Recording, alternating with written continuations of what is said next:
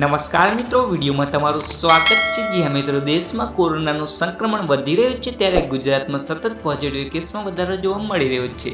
ભારત સરકારના ministry of health and family વેલફેરના આંકડા પર નજર કરીએ તો દેશના કેસ વધવામાં ગુજરાત ચોથા નંબરે છે।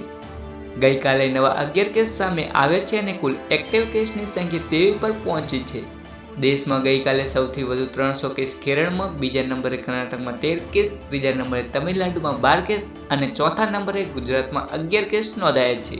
કેરળમાં કોરોનાનું સંક્રમણ વધી રહ્યું છે અને હાલ કુલ એક્ટિવ કેસની સંખ્યા 2441 પહોંચી છે, જ્યારે કર્ણાટકમાં કુલ એક્ટિવ કેસની સંખ્યા 92, તમિલનાડુમાં કુલ એક્ટિવ કેસની સંખ્યા 89 અને ગુજરાતમાં કુલ એક્ટિવ કેસની સંખ્યા 23 પહોંચી છે।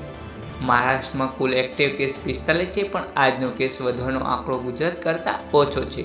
અમદાવાદમાં ગઈકાલ સુધીમાં કોરોનાના 7 એક્ટિવ કેસ સામે આવ્યા હતા, ત્યારે આજે એક જ દિવસમાં વધુ 6 કેસ બહાર આવ્યા છે। તો મિત્રો, આવી જ અપડેટો મળતી રહેશે, પરંતુ તમે ચેનલ પર નવા આવ્યા હોય તો વિડીયોને લાઇક કરી ચેનલને સબસ્ક્રાઈબ કરવાનું ભૂલતા નહીં। ધન્યવાદ।